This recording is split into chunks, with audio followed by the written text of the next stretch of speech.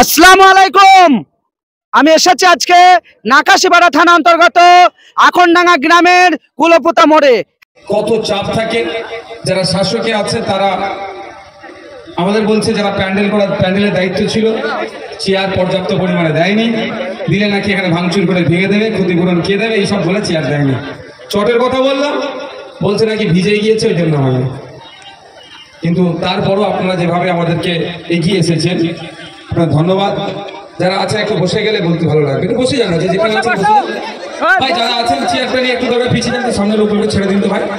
ভাই যারা চেয়ার আছেন একটু পিছিয়ে যান, চেয়ারটা নিয়ে সামনে লোককে বসা জায়গা করে দেবেন, পিছিয়ে যান তো ভাই। এই তো কয়েকটা কথা বলবো আপনাদেরকে, ভোট ইচ্ছা হলে দেবেন, নাহলে দেবেন না।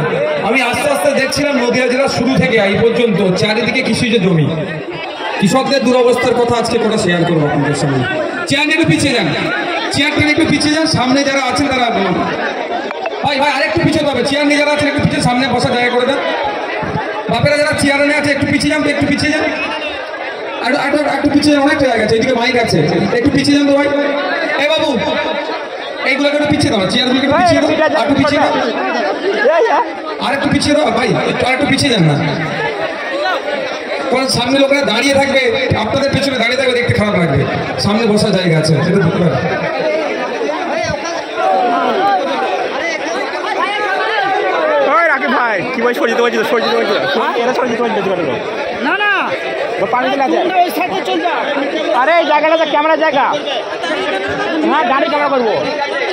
আপনারা এখানে উপস্থিত হয়েছেন অনেক বাধা বিপত্তিকে উপেক্ষা করে, অনেক হুমকি, আসলে এই করবো সেই করবো সেটাকে উপেক্ষা করে এসেছেন।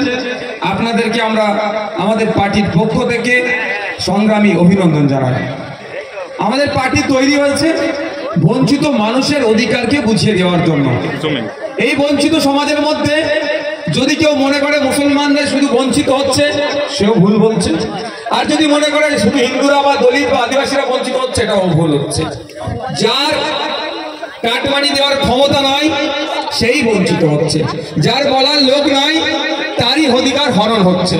তাই বন্ধুগণ যারা উপস্থিত হয়েছেন, আপনাদের বলবো ইন্ডিয়ান সেকুলার ফ্রন্ট যে লক্ষ্য উদ্দেশ্য নিয়ে তৈরি হয়েছে, নতুন জায়গা একদম এখানে আমাদের, আপনাদেরকে সেটা কয়েকটা কথা শেয়ার করব। সাথে সাথে আপনারা কৃষক, আপনাদের অধিকারটা কতটুকু অধিকার পাচ্ছেন আর কতটা পাওয়ার দরকার, সেই বিষয়ের প্রতি কয়েক আমি কথা বলবো। বন্ধুগণ, আপনারা এই নদিয়া জেলার মানুষেরা, এই কৃষ্ণনগরের মানুষেরা, এই নাকাশিপাড়ার মানুষেরা, এই নাকাশিপাড়ার কৃষকরা ইতিপূর্বে 1952 সাল থেকে পার্লামেন্টে আপনাদের হয়ে কথা বলার জন্য একাধিকবার এমপি কে ভোট দিয়ে পার্লামেন্টে পাঠিয়েছেন। 17 বার পার্লামেন্টে পাঠিয়েছেন। আপনার দাদু ভোট দিয়ে পার্লামেন্টে পাঠিয়েছিল, আপনার বাবা পাঠিয়েছে, এখন আপনারা পাঠাচ্ছেন। 17 বার এমপি আপনাদের আঙুলের দ্বারাই হয়েছে, তা ভোটের দ্বারাই। কিন্তু দুঃখের বিষয়, এখানকার যারা কৃষক শ্রেণীর মানুষেরা আছেন, আমার তো মনে হয় এখানে যারা আছে তার 90% কৃষক, তো যারা আছেন তাদের অবস্থার পরিবর্তন হলো না। কার পরিবর্তন হয়েছে? যাকে নেতা করে পার্লামেন্টে পাঠালেন, যাকে এমপি করে দিল্লিতে পাঠালেন, তার অবস্থার পরিবর্তন হলো। যে ভোট দিয়ে পাঠালো তার পরিবর্তন হলো না। তাই এখানে দুরাতেই হলো, আমাদের লোক চিনতে একটু ভুল হচ্ছে। আমাদেরকে বলছে এই ভোট আসছে 13 তারিখে, ভোট তো নেই, কত তারিখে ভোট? এই 13 তারিখে ভোট হবে। মিষ্টি মিষ্টি করে বিজেপিও বলবে শক্তিশালী ভারত গড়ার জন্য ভোট দাও, তৃণমূল বলবে বিজেপিকে আটকানোর জন্য ভোট দাও, লেফট ফ্রন্ট বলবে বিশ্বের দরবারে কৃষ্ণনগরকে তুলে ধরার জন্য ভোট দাও। কিন্তু সব বেটারা ইতিপূর্বে আমাদের ভোট দিয়েছে, আমাদেরকে উপকার করেনি। নেতার বেটা নেতা হয়েছে আর চাষির বেটাকে চাষি করে রাখার চেষ্টা করেছে। এরা চাইনি চাষির বেটা এমপি হোক, এরা চাইনি চাষির বেটা এমএলএ হোক, এরা চাইনি চাষির বেটা একটা শিক্ষিত হয়ে চাকরি করুক। এরা সবসময় চেয়েছে নেতার ছেলে চাকরি করবে, নেতা হবে, আর লাঠিয়াল করে আপনার দাদুকে রেখেছিল, আপনার বাবাকে রেখেছিল, এখন আপনাকেও লাঠিয়াল করে রাখতে চাইছে। তা আমাদের বক্তব্য একদম ক্লিয়ার যে আমরা 17 বার ভোট দিয়ে পার্লামেন্টে পাঠালাম। এমপি আমার জন্য কতটুকু করেছে? যে বিদায়ী এমপি আমার এখান থেকে তিনি ভোটে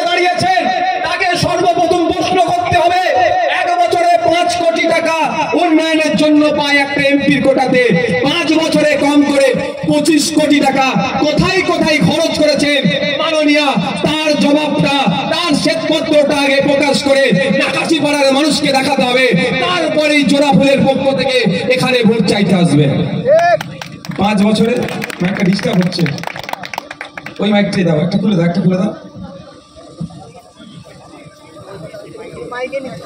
দেখতেই পাচ্ছেন কৃষ্ণনগরের প্রার্থী আফরোজা খাতুন মণ্ডলের পক্ষ থেকে আইএসএফের বাংলার লড়াকু নেতা নওশাদ সিদ্দিকী ভাইজান এই নাকাশিপাড়া থানা আখনডাঙ্গা গ্রামে বিরাট জনসভা আয়োজন করেছে। 5 বছরে আপনাদের জন্য কি কি করেছে আপনাদের বিদায়ী এমপি, বর্তমান তিনি আবার দাঁড়িয়েছেন।